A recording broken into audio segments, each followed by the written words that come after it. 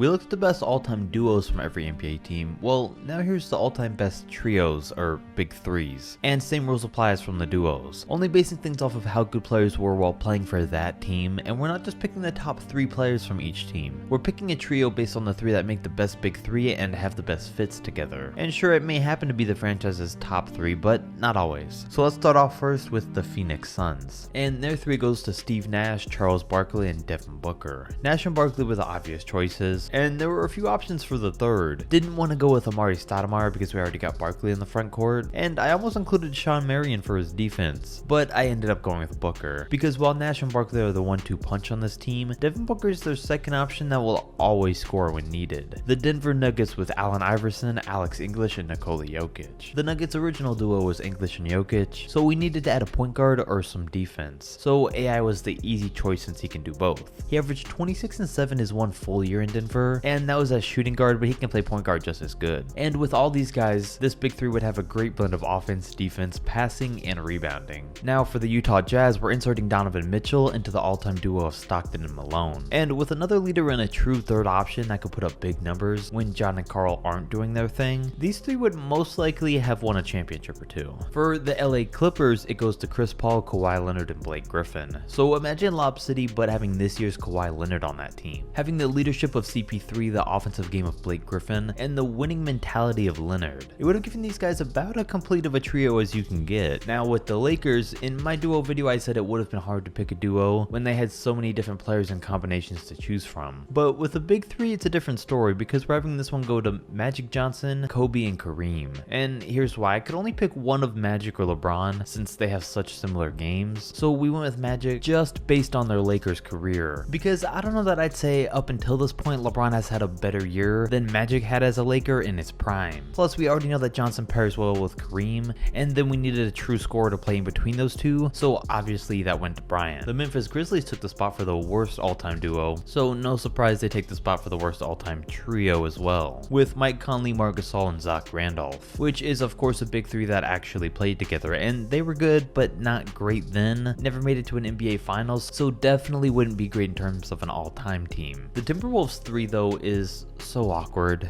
There's Karl Anthony Towns and Kevin Garnett in the front court, and they were the easy choices, so then we needed a guard. And the best from the Wolves was Sam Cassell, who played with KG in his best season, and was an all-star that year, which is one of the reasons he slightly beats out a guy like D'Angelo Russell. The Dallas Mavericks, their big 3 goes to Luka Doncic, Dirk Nowitzki, and Jason Kidd. Luka and Dirk will give you 60 a game just on their own, and even though Doncic and Kidd play the same position, as you can probably tell by how this season's gone, Luka shouldn't have the ball in his hands at every single play like he has. He needs someone to defer to, and someone like Jason who's a true leader and a difference maker is the perfect fit. Doesn't need to score a ton and doesn't take opportunities away from anyone, but helps bring wins. Then the Warriors probably have the most dominant, most unstoppable big 3 of the video, with Steph Curry, Kevin Durant, and Wilt Chamberlain. I have no words. Steph and KD were so dominant already. Just imagine on the Warriors, them replacing Draymond Green in the front court with 50 point per game Wilt Chamberlain. There would be no point of ever playing any games, it would just be a waste of time. Then I didn't like the Trailblazers duo of Damian Lillard and Clyde Drexler, but making it a big 3 and adding Bill Walton makes a huge difference. And he's a guy I probably should have included in their duo instead, but let's ignore that. For them though, a good backcourt's always great, but it's not necessarily really championship worthy until you add a good big man. And Bill being a former rebounding leader, blocks leader, NBA champion, and MVP, all with Portland, definitely puts him in that role. Russell Westbrook, Kevin Durant, and Shawn Kemp take Oklahoma City's spot, and you might have expected James Harden, but he was the 6th man while there, and Ray Allen would have been a pretty good choice. He averaged over 25 a game in Seattle, but they needed a big man, so we went with Kemp instead. And who you'd pick really just depends on how you'd want to run the team. For the Pelicans though, this one's good. There's Chris Paul, Anthony Davis, and DeMarcus Cousins. Now we only saw Cousins play in about 60 games for the Pelicans, but don't forget he averaged 25, 12, and 5 on some great shooting numbers while there, and him and AD were dominant together. But at the way things are going, don't be surprised if Zion takes the spot before too long. In San Antonio we have Tim Duncan, David Robinson, and George Gervin. We have the winningness of Tim, the dominance of Robinson, and the unlimited scoring from George. And altogether, many championships would be won here. And if we're talking all of them in their primes, you're getting 25 a game from Duncan, 30 from Robinson, and 33 points a game from George Gervin. Those numbers of course would be adjusted if they all played together, but still that's almost 90 points per game just with these 3. With Sacramento, their big three is another weird one because it's Oscar Robertson, Chris Webber, and again DeMarcus Cousins. And this is the triple-double Oscar Robertson. So we got a lot of scoring, a lot of rebounding, and a pretty big team here. None of these guys ever won championships, but together they most likely would have. And let's not forget just how good Cousins was before his injury.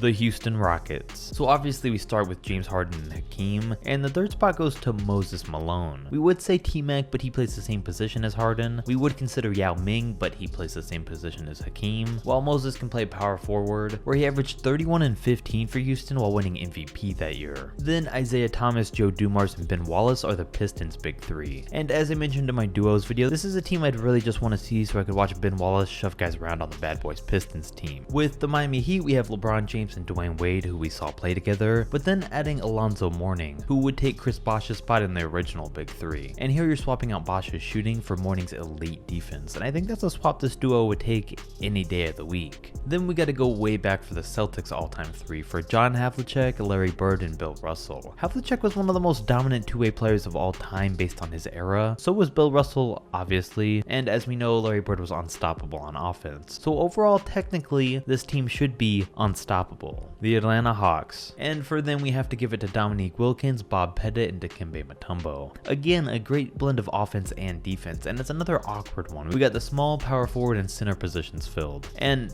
nothing in the backcourt, but just because it's awkward doesn't mean they wouldn't be a great team. The Brooklyn Nets have another current big three, obviously with Kyrie Irving, Kevin Durant, and James Harden, and it really is crazy what they've been doing. Sure, Kevin hasn't been playing, but all three of these guys are averaging 25 plus points per game, 40+% from three, and Harden's averaging a near triple-double, and leading the league in assists. And I would say we're witnessing the best offensive big three of all time. Then I like the Chicago Bulls squad because their three is prime Chicago Bulls Derrick Rose, Michael Jordan, and Scottie Pippen. It's not like MJ and Pippen needed help anyways, but adding a former MVP into the mix really wouldn't hurt. Now if the Bucks duo of Giannis and Kareem couldn't possibly get any better, imagine getting to add Oscar Robertson to it, the guy that Kareem won his first championship with. On the Bucks, he wasn't averaging a triple-double, but he was still an elite 6'5" point guard. This team would be extremely athletic, extremely oversized, and we'd see them put up some insane numbers. Because keep in mind, on the Bucks, Kareem was averaging 35 and 16. For the Charlotte Hornets, they don't have a great all-time trio, and it probably ranks just right above the Grizzlies, but it's not terrible. It's Kemba Walker, Glenn Rice, and Larry Johnson. Kemba and Larry make a good backcourt frontcourt duo, but adding Glenn, who had his best year averaging 27 a game in Charlotte, really takes them up a level. The New York Knicks one is controversial because I'm sure a lot of people are expecting Carmelo Anthony to at least make the Knicks all-time big three, but he doesn't because instead it's Walt Frazier, Bernard King, and Patrick Ewing. And it wasn't hard to beat out Melo, who was a top-tier scorer but really didn't produce wins, because Bernard King was the same way, except he put up 33 a game in his best year. So at his best, he was slightly better than Melo, so we take him here instead. Then we gotta put Kyle Lowry, Vince Carter, and Kawhi Leonard for the Toronto Raptors. I know I could have included Chris Bosh somehow to give them a big man, but I couldn't pass up adding any of these guys. Lowry's a good all-around guy that can score 20 plus every night. Vince Carter averaged 27 a game at his best for the Raptors, and let's not forget, on 40% from three, and we know how good Kawhi was there, so together they would dominate. In Indiana, these were all easy choices: Reggie Miller, Paul George, and Jermaine O'Neal. And we got a lot of offense and defense here. We saw how close to the finals PG came with Roy Hibbert as his center and Lance Stevenson as his shooting guard, so you can only imagine how much better he'd be with Reggie and Jermaine instead. And these guys make up a pretty complete big three.